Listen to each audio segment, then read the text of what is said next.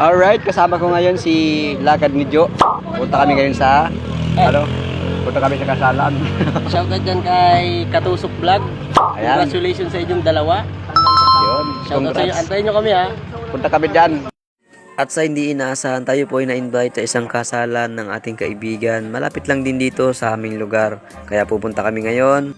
At kasama ko nga po pala dyan si Jumar, aka Lakad ni Jo. At nandito kami ngayon sa lugar nung kakasalin. At masasaksihan natin kung anong ganap ngayong araw na to. At congratulations nga po pala sa dalawang mag-asawa na to.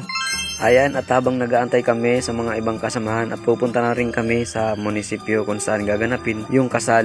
Ano nga ba ang wish at bakit sa wish? Sa wish po kasi, iba ang kasal namin. Hindi ito tungkol sa engranding handa o sa tradisyon na kailangan sundin. Ito ay tungkol sa amin, ang aming pagmamahalan, ang aming kwento. Sa harap ng mundo, pinili naming maging totoo sa isa't isa. Sa bawat salita at pangako, ramdam namin ang tunay na pagmamahal. Ang aming kasal, simple man o kakaiba, para sa amin lamang. Dito sa wish, hindi lang kami ang mag-asawa. Kami rin ay magkasamang magdiriwang ng bawat sandali ng aming pag-ibig. At yan po ang ibig sabihin ng wish.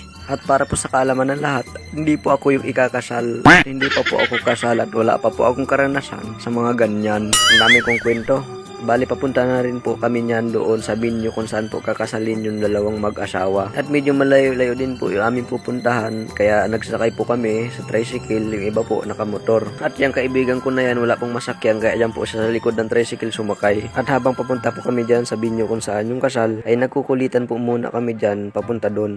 Hindi na nga po pala ako nakapag-video nung pagdating namin kasi umakit na rin po kami kaagad at hindi na rin po ako nakahawak ng camera. At medyo natagalan po kami naghintay dyan kasi marami pa pong hindi dumadating. At nagantay muna kami dyan ng mga ilang minuto lang at mamaya-maya dumating na rin yung inaantay namin. At pagdating nga po pala nung inaantay namin, maya-maya po nag-umpisa na rin po yung seremonya. At hindi rin naman nagtagal yung seremonya at pagkatapos nun meron pong hindi inaasahang pangyayari na hindi na rin po nabidyohan. At hindi na pala nakapag-video dahil nataranta na po ang lahat at hindi na po alam kung anong gagawin. At medyo natagalan rin po kami dyan sa munisipyo dahil nga bunod sa nangyari na yun. Buti na nga lang at hindi ganun kalala yung nangyari. Dahil lang aksidente, hindi po natin inaasahan darating at darating po yan. At pagkatapos nga po pala na agad na rin kaming umuwi dahil tanghali na rin po at nagugutom na rin po ang lahat. At pagdating nga po pala namin sa Binyo, nag-video muna kami habang nag-aantay po nung iba na nasa huli pa. Di rin nagtagal, dumating din po yung mga inaantay namin at mamaya-maya po ay nagkakain na rin po kami kaagad. Habang kumakain nga po pala kami dyan, nagkukulitan kami nung kasama ko dahil hindi mawala talaga ang kakulitan ng kasama ko na yan. Dahil gutom na rin daw po siya sa mga oras na yan. At ninanamnam niya talaga yung bawat pagkain.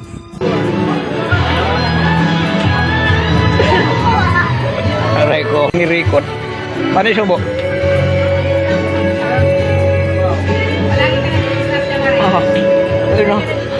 At nung papawi na nga po pala kami dyan, biglang may tumawag sa akin sa likod at pinabalik po ako doon sa table nila. Dahil nakilala po ako nung isang followers ko at nakapalo daw po siya sa akin. Kaya medyo po natagalan ako sa pag-uwi. Pero saglit lang naman yun dahil nakipag-usap lang sila sa akin saglit at pinagsalita nila ako sa mic at magpasalamat daw po ako sa mga nakasupport sa akin dito sa Nagsingi. At muli, nagpapasalamat po ako sa mga taga rito sa Barangay Nagsingi, Santa Lina, Camarines Norte. Lalong-lalo na po dito kay Kagawad Jojo Villamarso. Maraming salamat po sa iyo, Kagawad, sa pamumuno mo. Sana po ay patuloy po yung ginagawa ninyong kabutihan. At yun lang po. Maraming salamat. Thank you.